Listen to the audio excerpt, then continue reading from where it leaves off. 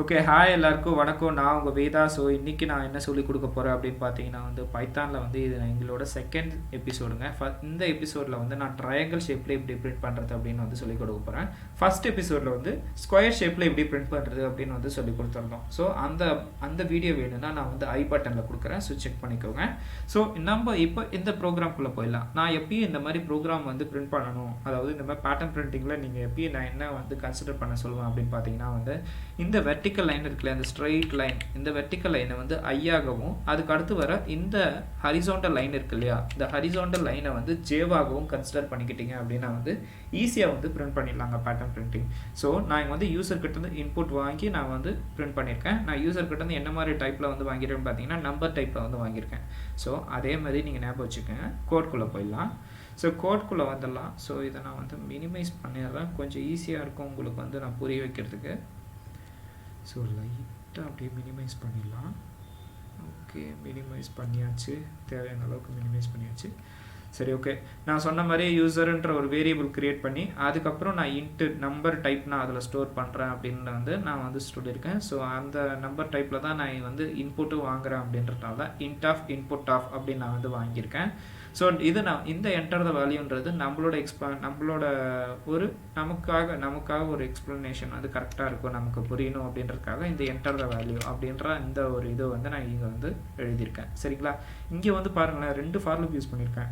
So இந்த 2 for loop எதுக்குங்க use பண்ணியிருக்கேன்? ஐன்ற ஒரு ஃபார் லூப் யூஸ் பண்ணியிருக்கேன், ஜேன்ற ஒரு ஃபார் லூப் யூஸ் பண்ணியிருக்கேன். ஸோ இந்த 2 ஃபார் லூப் எதுக்குங்க யூஸ் ஆகுது அப்படின்னு பார்த்தீங்கன்னா, ஃபஸ்ட்டு ஐன்ற ஃபார் லூப் ரன் ஆகிறதுக்கு யூஸ் ஆகும், ஜேன்ற ஃபார் லூப் பிரிண்ட் ஆகிறதுக்கு யூஸ் ஆகும். சரிங்களா? நான் சொன்ன மாதிரியே தான் ஐ ரன் ஆகும், ஜே பிரிண்ட் ஆகும்னு தான் சொல்லியிருக்கேன். சரிங்களா? இப்போ இங்கே பாருங்களேன், இந்த ஃபார் லூப்புக்கும் ரேஞ்சுன்ற ஃபங்க்ஷன் யூஸ் பண்ணியிருக்கேன், இந்த ஃபார் லூப்புக்கும் ரேஞ்சுன்ற ஃபங்க்ஷன் யூஸ் பண்ணியிருக்கேன். ரேஞ்சோட ஃபங்க்ஷனோட ரூல் அப்படின்னு என்ன பார்த்தீங்கன்னா யூசர் எத்தனை டைம்ஸ் என்டர் பண்ணுறாரோ அத்தனை டைம்ஸ் எனக்கு ரன் ஆகணும். சரிங்களா? ஆனால் பை டிஃபால்ட்டாக அது 0லேருந்து ஸ்டார்ட் ஆகும். நீங்கள் வேணும்னா ஸ்டார்டிங் வேல்யூ கொடுக்கலாம். அதுக்கப்புறம் பார்த்தீங்கன்னா ரேஞ்ச் ஃபங்க்ஷனோட ரூல் பார்த்தீங்கன்னா n-1 வேல்யூ, அதாவது லாஸ்ட் மைனஸ் வேல்யூ -1. சரிங்களா? லாஸ்ட் வேல்யூ என்ன இருக்கும், அதாவது நான் ஸ்டார்டிங் வேல்யூ 1லேருந்து ஸ்டார்ட் பண்ணி நான் 10 வரைக்கும் நான் கொடுத்துருக்கேன் அப்படின்னா எனக்கு 10ன்ற வேல்யூ வராது, லாஸ்ட் மைனஸ் வேல்யூ ஆகிடும், லாஸ்ட் வேல்யூ மைனஸ் ஆகிடும். 9 டைம்ஸ் தான் எனக்கு பிரிண்ட் ஆகும். சரிங்களா? அதை பிரேக் பண்ணுறதுக்கு அதை அந்த n-1 நான் n+1 மாற்றணும் அப்படின்றதுனால தான் நான் இங்கே பாருங்களேன், யூசர் +1, யூசர் எத்தனை வேல்யூ கொடுக்குறாரோ அத்தனை டைம்ஸ் எனக்கு பிரிண்ட் ஆகணும், 1லேருந்து ஸ்டார்ட் ஆகி. ஸோ அதனால் யூசர் +1 அப்படின்னு நான் கொடுத்துருக்கேன். சரிங்களா? யூசர் டைம்ஸ் எனக்கு ரன் ஆகணும். ஓகேங்களா? யூசர் 6ன்னு கொடுத்தாலும் சரி, 8ன்னு கொடுத்தாலும் சரி, 10ன்னு கொடுத்தாலும் சரி, இல்லை 9ன்னு கொடுத்தாலும் சரி, இல்லை 8, 10 அந்த மாதிரி எத்தனை கொடுத்தாலும் சரி, அது அத்தனை டைம்ஸ் ரன் ஆகணும். So next for loop print ஆகும்னு நான் சொல்லியிருக்கேங்க. ஆனால் இங்கே பாருங்களேன், நான் முன்னாடி சொன்ன மாதிரி நான் ஸ்டார்டிங் வேல்யூ கொடுக்கல, எண்டிங் வேல்யூ கொடுக்கல. ஸோ பை டிஃபால்ட்டாக அதுவே எடுத்துப்போங்க. இப்போது இங்கே பாருங்களேன், நான் சொன்ன மாதிரி ப்ரோக்ராமில் நான் ரன் பண்ணியிருக்கேன். சரிங்களா? இந்த ப்ரோக்ராமில் 6ன்ற வேரியபிள் ஹோல் ஆகிருக்கு. நான் 6ன்ற வேரியபிள் ஹோல் பண்ணோடனே எனக்கு என்ன ஆகும், ஃபஸ்ட்டு ஃபார் லூப் ரன் ஆகிறதுக்கு ரெடி ஆகிடும்.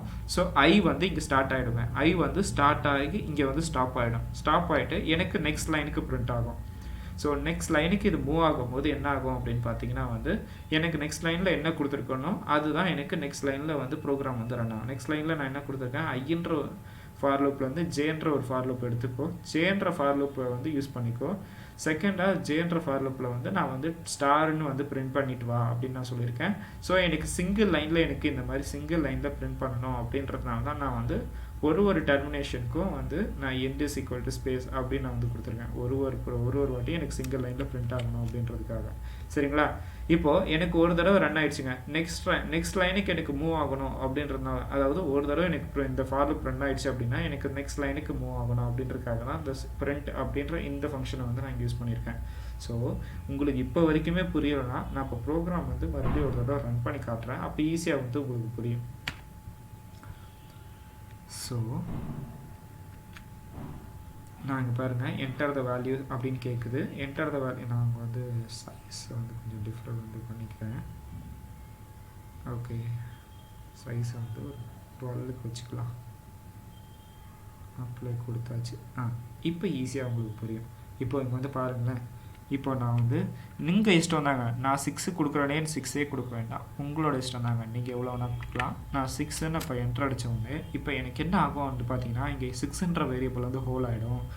எனக்கு வந்து இப்போ ஐ வந்து எனக்கு 1லேருந்து ஸ்டார்ட் ஆகிடும். சரிங்களா, 1லேருந்து ஸ்டார்ட் ஆகி எனக்கு இங்கே ரன் ஆக ரெடி ஆகிடும். ஆனால் நான் ஐன்ற ஸ்டேட்மெண்ட்டுக்கு ஐன்ற ஃபார்லுக்கு வந்து நான் வந்து பிரிண்டிங் ஸ்டேட்மெண்ட் எழுதலை. சரிங்களா, அதனால் என்ன பண்ணும், எனக்கு நெக்ஸ்ட் லைனுக்கு எனக்கு போகும்.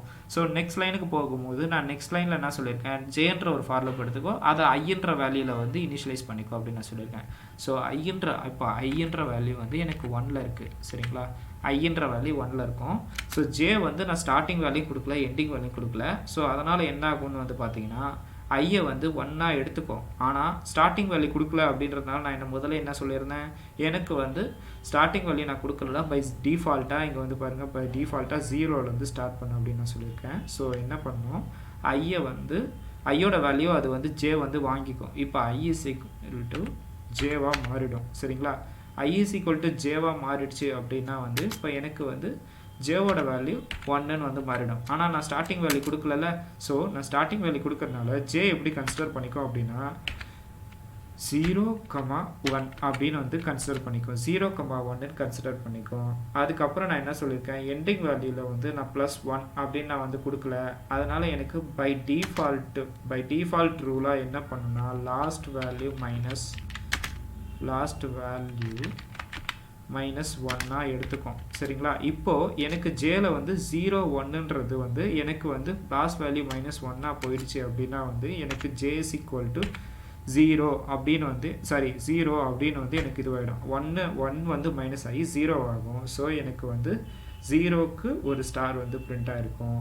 ஸோ இந்த ஒரு தடவை எனக்கு பிரிண்ட் ஆகிடுச்சு. நெக்ஸ்ட் லைனுக்கு எனக்கு டெர்மினேட் ஆகிடும். அதுக்கு நான் வந்து இந்த பிரிண்டிங் ஸ்டேட்மெண்ட் யூஸ் பண்ணியிருக்கேன். ஸோ நெக்ஸ்ட் லைனுக்கு எனக்கு பிரிண்ட் ஆகும்போது நெக்ஸ்ட் லைனில் வரும்போது எனக்கு ஐயோட வேல்யூ இப்போ வந்து 2ஆக இருக்கும். சரிங்களா, 2ஆக இருக்கும்போது எனக்கு என்ன ஆகும்னா மறுபடியும் எனக்கு வந்து ஜேவோட ஐ இஸ் ஈக்குவல் டு ஜேன்னு எடுத்துப்போம். நெக்ஸ்ட் லைனுக்கு வரும்போது ஐ இஸ் ஈக்குவல் டு ஜேன்னு எடுத்துச்சுன்னா இப்போ நான் எனக்கு ஜேவோட வேல்யூ எப்படி கன்சிடர் பண்ணோம், 0,1, 2 அப்படின்னு வந்து எனக்கு கன்சிடர் பண்ணோம்.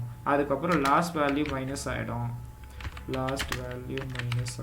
எப்பவும் போல் லாஸ்ட் வேல்யூ வந்து மைனஸ் ஆகிடுச்சு அப்படின்னா வந்து எனக்கு இப்போ வந்து ஜேவோட வேல்யூ மறுபடியும் எனக்கு வந்து எப்படி கன்சிடர் ஆகும் பார்த்தீங்கன்னா 0,1 அப்படின்னு எனக்கு கன்சிடர் ஆகும். ஸோ எனக்கு 0க்கு ஒரு ஸ்டாரும் அதுக்கப்புறம் 1க்கு ஒரு ஸ்டாரும் பிரிண்ட் ஆகும். மறுபடியும் எனக்கு இங்கே வரும், மறுபடியும் எனக்கு பார்க்கும், மறுபடியும் எனக்கு வந்து அதே மாதிரி தாங்க, இதே இதுதான் திரும்ப பிரிண்ட் ஆகும். சரிங்களா, திரும்ப எனக்கு லாஸ்ட் வேல்யூ என்னவோ அத்தனை டைம்ஸ் எனக்கு வந்து கரெக்டாக பிரிண்ட் ஆகிருக்கும். சரிங்களா, இந்த ஃபார் லூப் வந்து இருக்கிறதுல ரொம்ப ஈஸியஸ்டான ஃபார் லூப்பு. ஸோ இந்த ஃபார் லூப்பை வந்து நீங்கள் திரும்ப நீங்கள் ரன் பண்ணி பார்த்தீங்க, இல்லை ஒரு 2-3 தடவை இல்லை 4 தடவை நீங்கள் வந்து இதை வந்து நல்லா ஒரு கோ த்ரூ பண்ணி பார்த்துட்டு நீங்கள் ப்ராக்டிஸ் பண்ணீங்க அப்படின்னா வந்து ஈஸியாக வந்து ஃபார் லூப்பை வந்து நீங்கள் வந்து புரிஞ்சுக்கலாம். ஸோ இந்த மாதிரி பேட்டர்ன் பிரிண்டிங் உங்களுக்கு பிடிச்சிருக்கு, உங்களுக்கு புரியுது அப்படின்னா மறக்காமல் ஒரு லைக்கும் அந்த சப்ஸ்கிரைப் பட்டனையும் வந்து கிளிக் பண்ணிவிடுங்க. அப்புறம் மறக்காமல் அந்த பெல் ஐக்கானையும் வந்து கிளிக் பண்ணிவிடுங்க. ஏன் நான் அதை சொல்கிறேன் அப்படின்னா இதுக்கப்புறம் வந்து நிறைய அப்டேட்ஸ் வந்து வரும். நான் வந்து நிறைய வீடியோஸ் வந்து போஸ்ட் பண்ணும்போது உங்களுக்கு பர்ஃபெக்டாக உங்களுக்கு அப்டேட் வந்து உங்கள் ஃபோனுக்கு வந்து சேர்ந்துடும். ஸோ ஈஸியாக நீங்கள் வந்து கற்றுக்கலாம். So stay tune and then thank you.